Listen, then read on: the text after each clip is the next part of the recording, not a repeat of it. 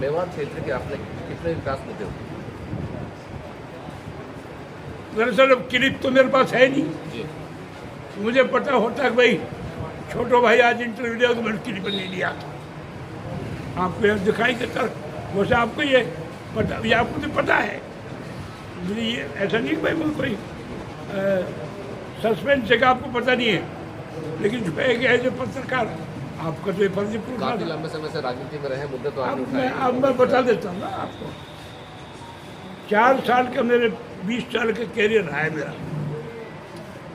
और जो यहाँ से पिछली दफ़ा एमएलए बना था मेरे मुकाबले में, गलती से कह लो, किस्मत से कह लो, बहरहाल वो बढ़ गया। तो पहली बात तो ये है कि उसकी क्लिप तलाश करना, अखबारों में करना, और विधानसभा के मैं भी ला के दे दूँगा, आपके ऊपर को मैं ला के दे दूँगा। एक भी डबल, एक हरफ उसने कभी विधानसभा में ये नहीं कहा, जबकि चाहे कोई अपोजिशन हो, उसे बल्कि सरकार में मंत्री रहा था कि अपने इलाके के लिए सरकार में रहकर लोगों की सेवा करें, अपोजिशन में रहकर सरकार का काम खोलने का काम करें, लोगों की समस्याओं को निदान के लिए सरकार के सामने रखें। वो धड़ी स्वतः ही चलो पास एक लफ्ज ना को, एक नहीं। अब इससे अंदाजा लगा लिए कि जो आदमी 5 साल में अपने हल्के के लिए एक बात नहीं कह पा रहा है, तो उसकी नीयत की पता नहीं लग जाता है। दूसरा, किसी भी हल्के में, किसी भी प्रदेश में मामला चलते रहते हैं।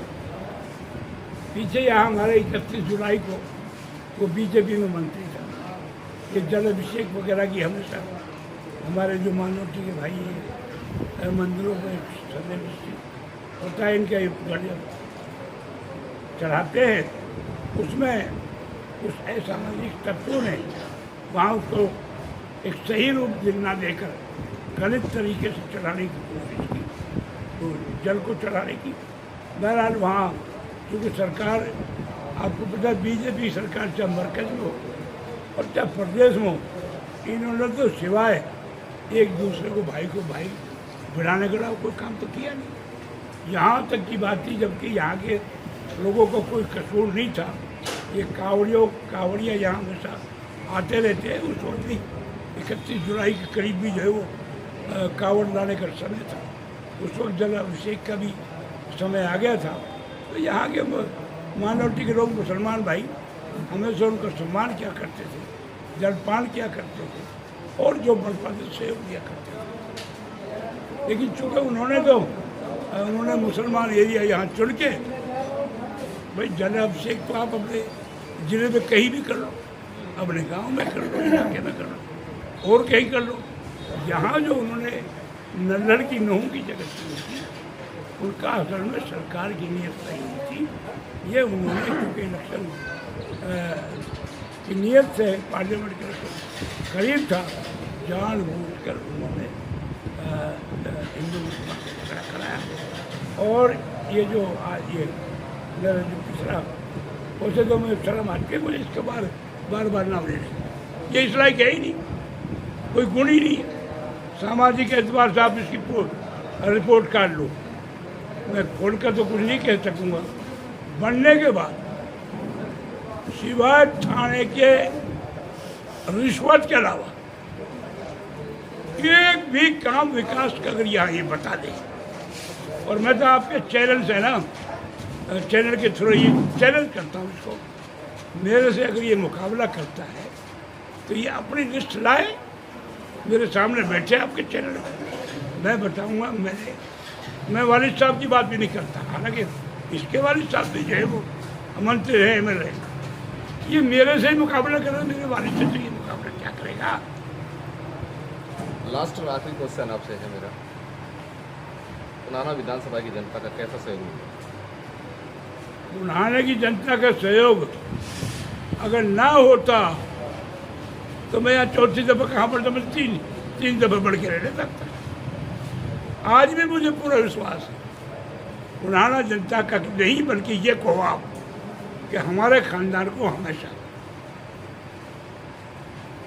मेवात के लोगों ने, छत्तीस की बिरादरी के लोगों ने इतना सहयोग दिया कि हम ये नहीं मानते थे कि शायद हमें कोई अल्लाह ताला इतना बड़ा सम्मान, इज्जत, ये सारी चीज़ें मिलेंगी। तो जहाँ अल्लाह की रहमत रही हमारे वालिद साहब पर, ख़ानदान पर, तो उसी की बदौलत जो है आज तक हमारा ख़ानदान चलता फूलता रहा है। हम कितनी भी कोशिश करें, जो इन्होंने हमारे लिए दिया है इस इलाकाई मेवात देव कौम ने, छत्तीस बिरादरी ने, इनका एहसान हम नहीं लौटा सकते। सरफुद्दीन भाई, सच्ची बात तो ये है, एक बात बीच में रह गई थी। अब जब ये झगड़ा हुआ था, सारे मेवात के लीडर, चाहे वो जुनैद खान था, चाहे वो कौन से हैदरगढ़ का क्या नाम था, पहलू था, है ना, ये सारी बात रईसा ने एक लफ्ज़ नहीं कहा, बल्कि ये तो इसके लड़के ने शुरुआत की थी। उल्टा इन्होंने इस कांड को जैसे घी में आग डालते हैं और वो चलने का काम करता है ना, ये तो कांड ही इन्होंने करवाया था। जब हमारी बहन बेटियां, सरकार जब हमारे बच्चों को, नाजायज बच्चों को पकड़ रही थी और हमारी बहन बेटियों पहाड़ों में दुबक रही थी, ऐसी दो चार उदाहरण हैं कि डर की वजह से वहाँ पहाड़ों में गई लोग जो है, और दो तीन औरतें और मर्द जो है सांप ने काटे और वो बेचारे नहीं गए। जब यहाँ लोग तबाह बर्बाद, आप जहाँ बैठे हो, इसके चारों तरफ, पुनाने के चारों तरफ, हालांकि पिलंगवा में कोई झगड़ा नहीं हुआ, होने दिया, सभी लोगों ने मिलकर उसको कंट्रोल कर लिया। लेकिन फिर भी क्योंकि यहाँ बीजेपी की गवर्नमेंट थी, यहाँ के रात में यहाँ के लोग घर में बेचारे बैठ के सो नहीं सकते थे, खाना नहीं खा सकते थे। ये सारे इन सब से आप पूछो ईमानदारी के साथ, इनका क्या गुनाह था? सिर्फ इनका एक ही गुनाह था कि बीजेपी की गवर्नमेंट थी और इसमें मेजोरिटी जो है वो माइनॉरिटी के लोगों की थी और है और रहेगी। तो मैं तो इससे ये पूछना चाहता हूँ, जो दुनिया में पैदा हुआ है वो मरता है ना, चाहे, और ये दुनिया के अंदर कोई सच अगर हक है तो वो यही है, जो आया वो मर जाएगा, एक दिन मौत है। ये तो मौत के भी बदलो डेढ़ो चाह रहे पब्लिक सो। अरे भाई मिट्टी में तो आदमी सामाजिक तौर पे भी, चाहे हिंदू हो मुसलमान हो, एक दुख से सुख दुख में शरीक होते हैं। अब इसके लड़के ने कोई बात दी है तो शायद ऐसा लगता है शायद ताज़ा सीची पी रखी थी, क्योंकि इनके हमारे मेवात में जितने भी बढ़िया से बढ़िया काम दुनिया में है ना, बढ़िया से बढ़िया, कौन कौन से नाम बढ़िया से बढ़िया, सीची पीना, फिल्म, ये सब इन्होंने शुरुआत की। आज इसे कैसे कौम याद आ रही है? और मैं तो कौम के लोगों से क्या, 36 बिरादरी लोगों से एक अपील करता हूँ कि साथियों, अगर तुम्हें इस इलाके की बुराई मिटानी है, क्योंकि बुराई वहीं से मिटेगी जहाँ से बुराई शुरू हुई है, तो सारा काम इन्होंने गलत किया है इस इलाके में। लिहाजा मौका है, इनको पनपने मत दो। कोई भी सामाजिक कार्य करता हो, कांग्रेस पार्टी जो है हमेशा देश को, उसने 70-80 साल जीरो से सैकड़ों उसमें लिया है, और आज भी अगर कोई इस देश को कोई तरक्की के राह पर ले जाएगा तो मैडम सोनिया जी, राहुल जी के नेतृत्व में आदरणीय खड़गे साहब जो हमारे अध्यक्ष, उनके नेतृत्व में, और हरियाणा प्रदेश की आप कहो या मत कहो, 10 साल जो है चौधरी भूपेश हुड्डा ने प्रदेश की सेवा की बतौर मुख्यमंत्री, और इस प्रदेश को हर तरफ से नंबर 1 का प्रदेश बनाने जब बढ़ गया तो तब बदकिस्मती से उन्हें सरकार छोड़नी पड़ी। और फिर आज इस देश की हालत, प्रदेश की ये है, न यह रोजगार है, न ये सम्मान है, सिर्फ धार्मिक अनुवाद करा यहाँ सरकार ने कुछ नहीं दिया। लिहाजा मैं आपके चैनल के माध्यम से ये गुजारिश करूँगा कि ये बहुत जल्दी अब मौका आने वाला है, इसको ना चुकाकर कांग्रेस पार्टी के हाथ मजबूत करो, राहुल जी के हाथ मजबूत करो, हुड्डा जी के हाथ मजबूत करो, देवान जी का हाथ मजबूत करो, ताकि हरियाणा प्रदेश जो है दोबारा से जो है चहुमुखी की विकास हो सके। मेरी आपके चैनल से माध्यम है।